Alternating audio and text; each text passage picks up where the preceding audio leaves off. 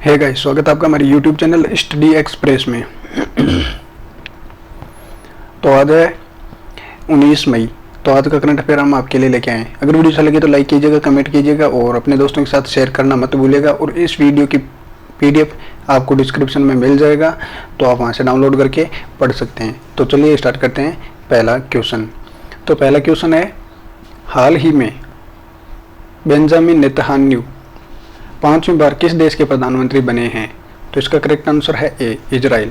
तो इजराइल के ये 5वीं बार बेंजामिन नेतन्याहू वापस बने हैं प्रधानमंत्री। तो अपन इम्पोर्टेंट फैक्ट की बात कर लेते हैं इजराइल के। इजराइल एशिया महाद्वीप में स्थित है। इजराइल की राजधानी है जेरूसलम। करेंसी है इजरायली शेकेल। राष्ट्रपति का नाम है रूवेन रिवलिन। नेक्स्ट क्वेश्चन, हाल ही में विश्व उच्च रक्तचाप दिवस वर्ल्ड हाइपरटेंशन डे कब मनाया? तो हाइपरटेंशन डे मनाया है 17 मई को। तो इसका करेक्ट आंसर होगा बी, 17 मई। और अब इसकी इम्पोर्टेंट फैक्ट अपन देख लेते हैं इसके। तो इसका उद्देश्य क्या था? इस दिवस को मनाने का मुख्य उद्देश्य यही था कि BP के बारे में लोगों को जागरूक करने के लिए हर वर्ष 17 मई को मनाया जाए। इस दिवस को पहली बार 2005 में मनाया गया था। यह इम्पोर्टेंट फैक्ट है। और विश्व उच्च रक्तचाप दिवस 2020 का जो थीम है बहुत ज़रूरी याद रखें, अपना ब्लड प्रेशर नापें, मेजर योर ब्लड प्रेशर। तो ये है। तो वीडियो अच्छा लगे तो ज़रूर लाइक कीजिएगा। नेक्स्ट क्वेश्चन, पहले अपन देख लेते हैं मई के इम्पोर्टेंट डे और है। जो पहला अंतर्राष्ट्रीय मजदूर दिवस 1 मई को, 3 मई को विश्व प्रेस स्वतंत्रता दिवस, और मई महीने के पहले मंगलवार को विश्व अस्थमा दिवस मनाया जाता है जिस भी डेट को है। 8 मई को विश्व रेड क्रॉस डे, और दूसरे शनिवार को विश्व प्रवासी दिवस। 12 मई को अंतर्राष्ट्रीय नर्स दिवस और जिसकी थीम थी nursing the world to health. और 16 मई को सिक्किम राज्य दिवस, जो कल मैंने क्वेश्चन में बताया भी था आपको। 18 मई को अंतर्राष्ट्रीय संग्रहालय दिवस, थीम थी समानता, विविधता और समावेश। 20 मई को विश्व मधुमक्खी दिवस, और 20 मई को मनाया जाता है विश्व माप विज्ञान दिवस। 20 मई को मनाया जाता है विश्व कछुआ, 23 मई को विश्व कछुआ दिवस, और 24 मई को राष्ट्रमंडल दिवस। 25 मई को विश्व थायराइड दिवस। 29 मई को अंतर्राष्ट्रीय एवरेस्ट दिवस। 30 मई को गोवा राज्य दिवस, और 31 मई को विश्व तंबाकू निषेध दिवस। नेक्स्ट क्वेश्चन, हाल ही में Wuhan diary dispatch from A quarantine city पुस्तक लिखी गई है, इसके लेखक कौन है? तो इसके लेखक है फांग फांग। ये चीन के लेखक हैं और इनका नाम है फांग फांग। इसका क्वेश्चन का आंसर होगा ए, करेक्ट। नेक्स्ट क्वेश्चन, हाल ही में जम्मू कश्मीर और कश्मीर बैंक के नए MD एंड CEO कौन बने हैं? तो इनका करेक्ट आंसर होगा जुबैर इकबाल। जुबैर इकबाल जी जम्मू कश्मीर बैंक के नए MD एंड CEO बने हैं। और जो इम्पोर्टेंट पॉइंट देख लेते हैं, जम्मू और कश्मीर बैंक इसकी स्थापना हुई थी 1 अक्टूबर 1938 को, और इसका हेडक्वार्टर मुख्यालय है श्रीनगर में। और अब हम बात कर लेते हैं RBI की। तो RBI में ही भारत में जितने भी बैंक होते हैं उन्हें RBI रेगुलेट करता है, जो भी प्राइवेट गवर्नमेंट सेक्टर में जो भी हो। और इस फुल फॉर्म है रिजर्व बैंक ऑफ इंडिया, और स्थापना हुई थी 1 अप्रैल 1935 को। इसका हेडक्वार्टर है वो है मुंबई में, और गवर्नर 25 में अभी है श्री शक्तिकांत दास।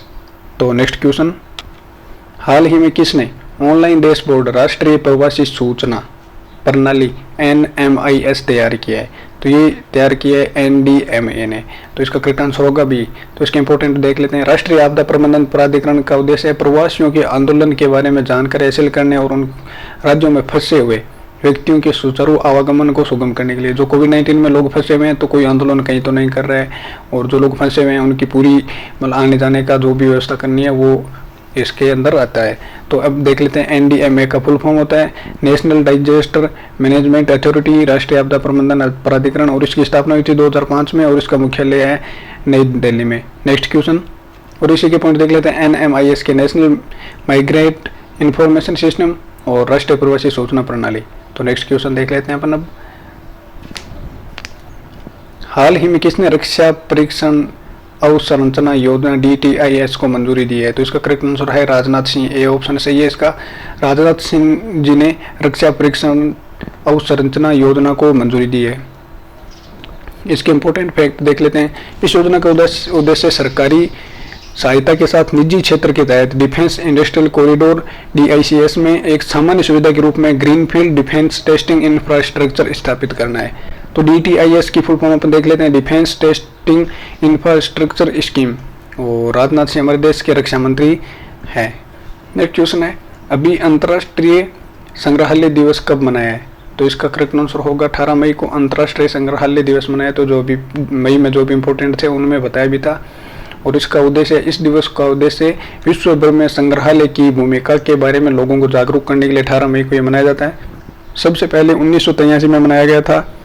2020 का जो थीम है ये है समानता, विविधता और समावेश। तो नेक्स्ट क्वेश्चन देखते हैं, हाल ही में विश्व दूरसंचार एवं सामाजिक सूचना दिवस मतलब world telecommunication and information society day ये कब मनाया? तो ये 17 मई को मनाया गया है। तो इसका करेक्ट आंसर होगा बी। तो ये भी याद रखिए। इसका इंपॉर्टेंट पॉइंट्स देख लेते हैं। इसका उद्देश्य सूचना और संचार प्रौद्योगिकी के लाभ के प्रति लोगों में जागरूकता पैदा करना तथा दूर दराज के इलाकों में रहने वाले लोगों को सूचना एवं संचार प्रौद्योगिकी सुलभ कराना। तो जो लोग दूर दराज में रहते हैं उनको डिजिटलाइजेशन करने के लिए ये व्यवस्था इस दिवस को मनाया जाता है। इसका थीम 2020 का जो है ये connect 2030 ICTs for the suitable development goals, और इसे मनाने की घोषणा है वो संयुक्त राष्ट्र ने की थी। तो ये भी देख लो। अब UN संयुक्त राष्ट्र की स्थापना 24 अक्टूबर 1945 को, और इसका मुख्यालय USA में न्यूयॉर्क में, और इसके जो टोटल मेंबरशिप देश हैं वो है 193, और इसके अध्यक्ष है भी जो एंटोनिया गुटेरस। तो इसका करेक्ट आंसर दे दिया, और ये स्थापना पॉइंट वगैरह ये भी याद कर लेना। नेक्स्ट क्वेश्चन, हाल ही में OPEC गवर्नर हुसैन कजूमपोर अर्देबिली का निधन हुआ, वे किस देश के थे? तो ये जो गवर्नर का डेथ हुई है ईरान के थे, और ईरान के बारे में और OPEC की डिटेल देख लेते हैं। OPEC की फुल फॉर्म है organization of the petroleum exporting countries, और स्थापना हुई थी इसकी 1960 में सितंबर में। इसका मुख्यालय वियना ऑस्ट्रिया में, और सेक्रेटरी जनरल इनके जो मोहम्मद बरकिंडो, और इसके सदस्य देश हैं वो टोटल 13 देश हैं। नेक्स्ट, ईरान की डिटेल्स और देख लेंगे। ईरान एशिया महाद्वीप में स्थित है। ईरान की राजधानी तोमान तेहरान है, और करेंसी रियाल। राष्ट्रपति हसन रूहानी। हाल ही में किस देश के सिंगयून 201 और 202 नामक 2 उपग्रह लॉन्च किए? तो ये चीन ने लॉन्च किए हैं, जिनके नाम है सिंगयून 201, 202। और इस सैटेलाइट के मेन क्या है, क्या पॉइंट है वो है, यह ऐसे पिंड जो गुरुत्वाकर्षण बल के प्रभाव में ग्रह के चारों तरफ चक्कर लगाते हैं या परिक्रमा करते हैं उसे उपग्रह या सैटेलाइट कहते हैं। ये 2 प्रकार के जो होते हैं, एक तो होते हैं नेचुरल और एक होते हैं जो आर्टिफिशियल अपन ने डेवलप किए हैं। चीन की बात हो रही है तो चीन एशिया महाद्वीप में स्थित है। चीन और भारत के बीच इंटरनेशनल बॉर्डर लाइन का नाम मेक मोहन रेखा है। और चीन की सबसे लंबी नदी यांगत्सी और एशिया की सबसे लंबी नदी है जिसकी लंबाई है 6300 किलोमीटर। चीन जनसंख्या की दृष्टि से विश्व में पहले स्थान पर है। चीन की राजधानी है बीजिंग और करेंसी रेनमिनबी युआन है और राष्ट्रपति शी जिनपिंग।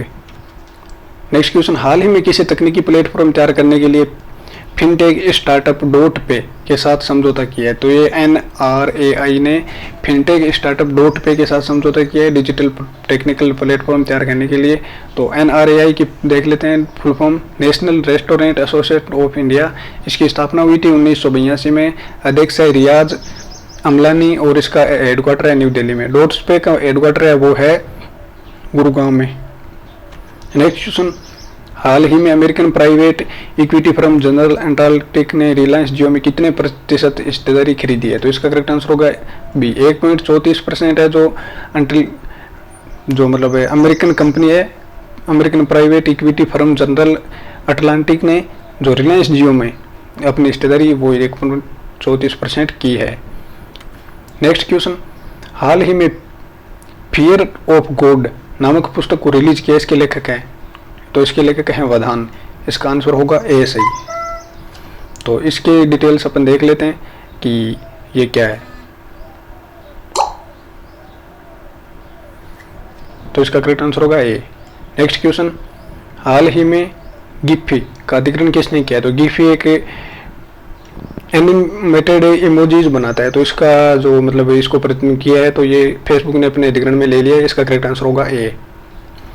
और इसका फेसबुक का जो स्थापना 2004 में हुई थी, इसका मुख्यालय कैलिफोर्निया USA में और इसके CEO है मार्क जुकरबर्ग।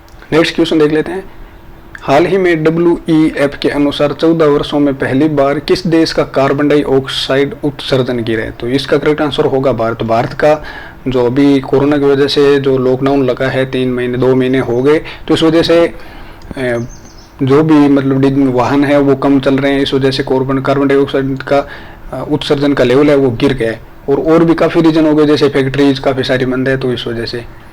और WEF की फुल फॉर्म है वर्ल्ड इकोनॉमिक फोरम, और इसकी स्थापना जनवरी 1971 में हुई थी और इसका मुख्यालय जिनेवा कोलगनी स्विट्जरलैंड में है और इसका अध्यक्ष है क्लाउस श्वाब। ये क्वेश्चन आपके रिवीजन के लिए है। कोरोना वैक्सीन को लेकर किस यूनिवर्सिटी ने बंदर पर ट्रायल किया? तो इसका आंसर आप कमेंट बॉक्स में जरूर बताइएगा। वीडियो अच्छा लगे तो लाइक कमेंट शेयर करके अपने दोस्तों के साथ शेयर कीजिएगा। धन्यवाद, बाय बाय।